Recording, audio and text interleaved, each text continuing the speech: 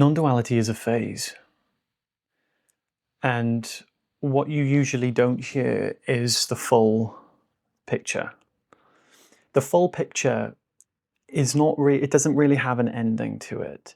But the thing that's important to see is that this whole paradigm, everything that you've learned, every teacher you watch on YouTube about non-duality is pointing, it's like this kind of like non-dual paradigm where it talks about recognizing your true nature.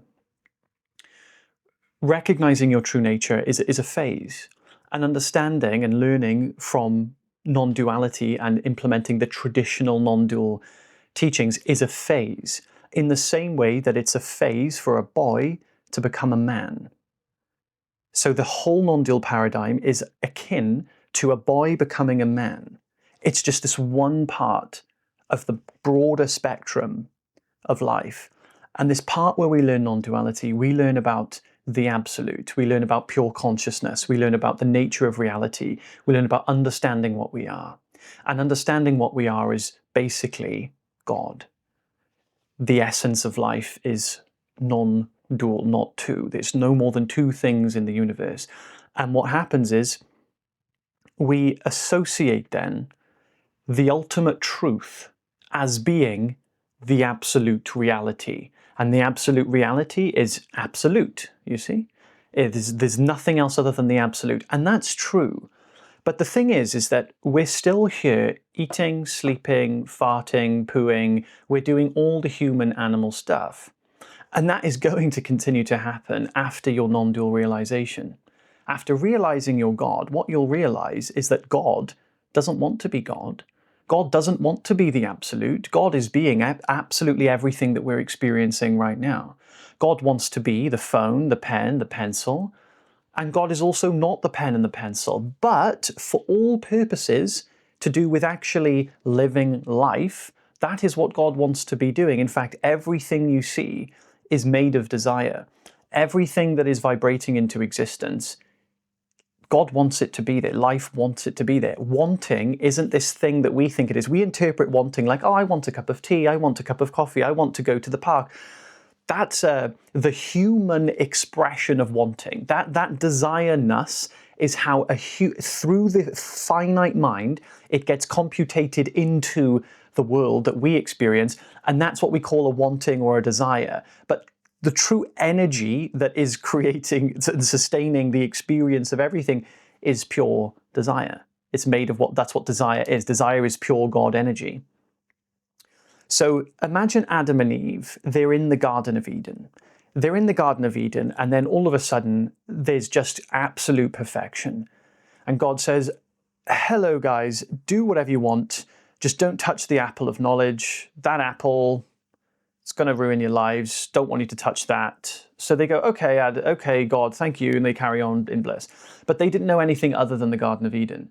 So what this does is it sparks curiosity. Adam and Eve go and they go curious. This tree though, this apple does look quite enticing. And Eve's there like, hey, Adam. And she's like showing the apple, pretending to bite. And he's like, Eve, don't do that. God said no. She's like, I'm not really going to. And then all of a sudden the snake comes, the snake of desire, the devil. And all of a sudden, they end up eating the apple of knowledge. The apple, they now have reality. This is akin to the yin and yang symbol, right? This is a perfect analogy for it. The yin and yang symbol, you have the black, you have the white within the black, and you have the black within the white. Adam and Eve were in the white. Absolute reality. This is symbolic of absolute reality. Not knowing what you are. Pure absolute, just existence, pure God. And then all of a sudden they bite the apple of knowledge. They go into the black. The black is not ignorance. The black just means duality. And then in the black, they create ignorance because they do not have memory of the white. They don't have memory of the bliss because you cannot remember the absolute. The absolute is zero-dimensional. Pure being is zero-dimensional, has no form, color. You can't remember that. So there's no reference point when they're in duality, which just means experience, having an experience, not having the experience of everything and having the experience of something, because the experience of everything is nothing. So having an experience, in order to do that, there is duality. There's the potential for us to see differences, to see polarity. and polarity is duality, and this duality is what we experience in order to have an experience. Because Adam and Eve can't remember being in the absolute, there's no reference point, and they're in an experience now that requires reference points. But if there isn't one, they don't know. That is what I do not know. Ignorance. I do not know where I am, where I'm from, what's going on.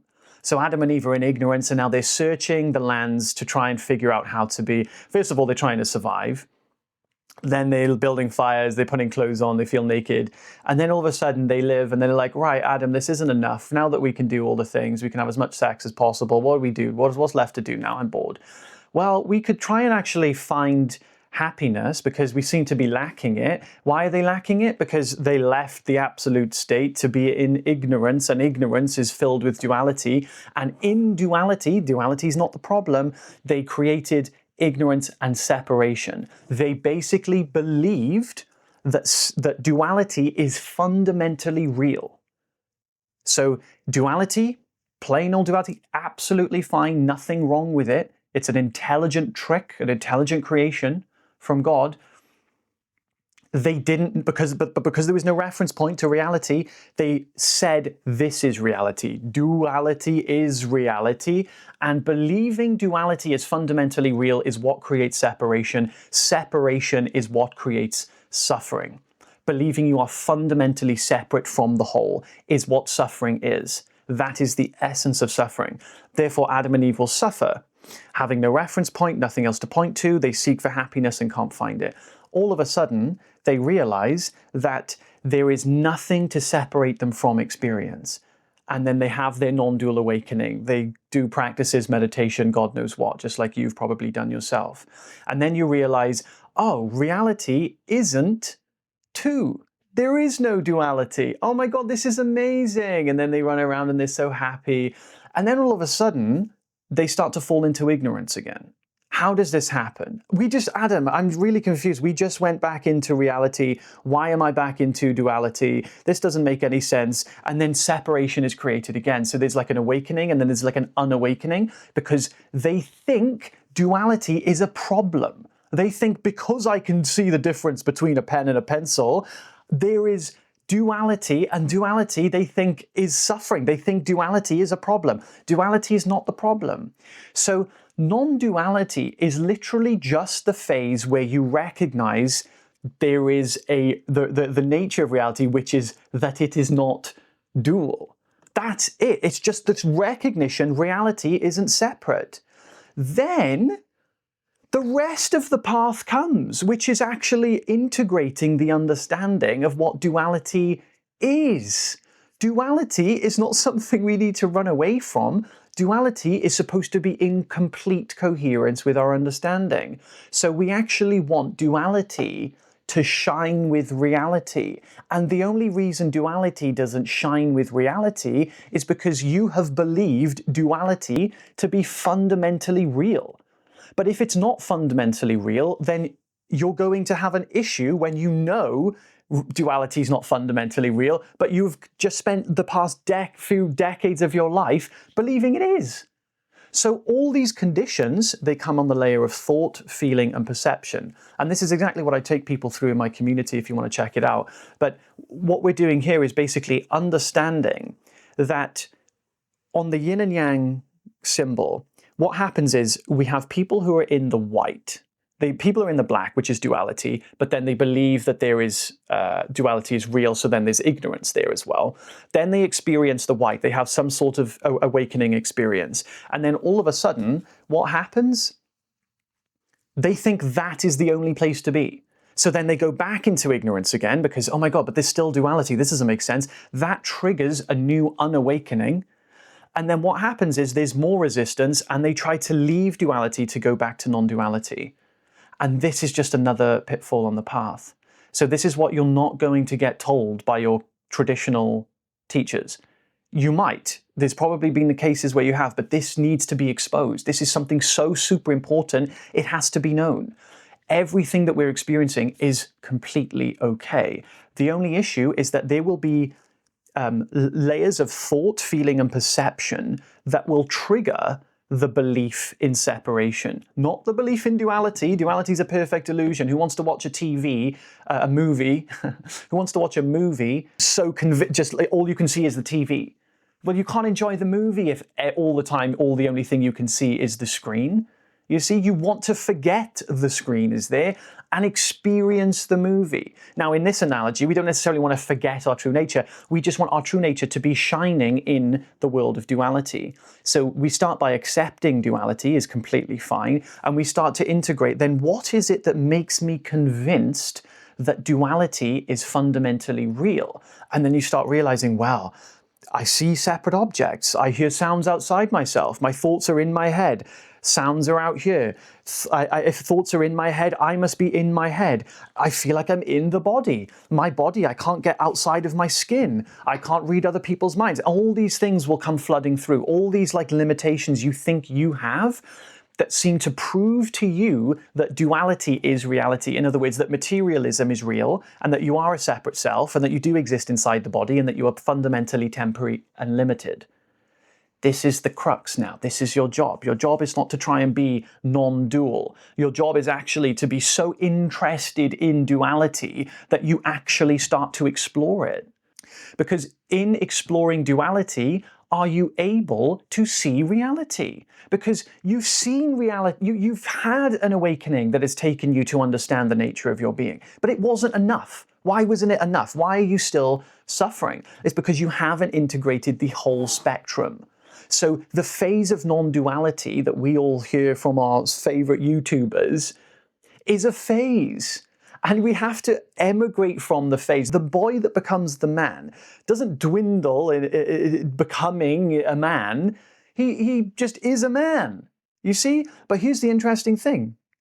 The man was always latent in the boy. In other words, non-duality was always latent in duality. And the boy is always latent in the man. You see, when the boy becomes the man, the boy is still there. You see, we don't want to remove the boy. It's just a phase that we integrate. So the man still wants to have his playfulness, his joy, metaphorically speaking. And likewise, we want to have both duality and non-duality. We're not trying to strip the two away. So the biggest pitfall on the path is when you fundamentally believe your current state of mind that is capable of perceiving separate objects is the wrong state of mind. That creates the next pitfall, which is the fact that you're not convinced that you can be happy unless there is a certain state of mind. So that when that is removed, you're going to be perfectly fine with what you're experiencing. But then what's going to happen is that suffering will take place. And when suffering takes place, that's your cue to say, oh, but is this true? Like, is this actually true? Is suffering the nature of my experience? And then you say, no, it's not, because it's not true. Suffering is not the nature of your experience. And then what happens is you take the investigation and you say, well, what is the nature of my experience? Well, the nature of my experience right now tells me that I've been perceiving separate people. Is separate people really a thing? Like, are people really separate? No, they're not fundamentally separate. So seeing separate people is going to trigger the trauma of separation, and you're going to believe that's real, which will make you feel like a separate self. If you feel like a separate self, you'll be seeking happiness outside of yourself in every single activity. So this is why we want to integrate these experiences so that they no longer have a pull on us to make us convinced. But we still want to respect individuality. You see, so we have to find this spiritual maturity to know we share the same being, we share the same consciousness as everybody else, but to still actually have the capacity and the intelligence to respect another individual. Because yes, we share the same consciousness, we are the same being. We want it to be as though we have individuality, because that individuality is what we enjoy sharing. So it's not just to say there's no one there and no one home and nothing to do. There's everything to do. There's a whole life to live. There's a whole like relationship family tree to be had. There's kids to birth. There's people to sing to. There's people to sing to us. There's art to be made. There's so many things to do. You just do it as reality. You do it as consciousness. You do it as being. You do it as whatever the freaking God knows what word you have to identify or just to clarify what you are. You do it as being. You do it as life. You just don't do it as a separate self. You don't do it believing I'm fundamentally limited. Let me suffer all the time because everything is an issue. You see? So now we start to integrate this with intelligence. And this, yeah, it's kind of like non-duality, but this is really something that it requires us to step away from this absolute, let me get back to the absolute, let me find a state of mind that's going to make me perfect and happy forever. It takes you away from that. And once you're away from that, you can actually start to appreciate life. You start to experience with spiritual maturity. And this maturity, it doesn't care about duality and non-duality. It just desires truth. It just desires truth, and we start to integrate into our being. Things become less of a problem. And all of a sudden, we start to be able to see that reality isn't separate, and no longer does it convince us to be so. And that's how we integrate duality and non-duality. I share this stuff in my private community. I do about 3 calls a week, and we've got extra stuff. It's really good. I pour my heart and soul into it. So if that's something you want to join, the link's in the description. I'd love to see you there. Have an amazing day, guys. Take care.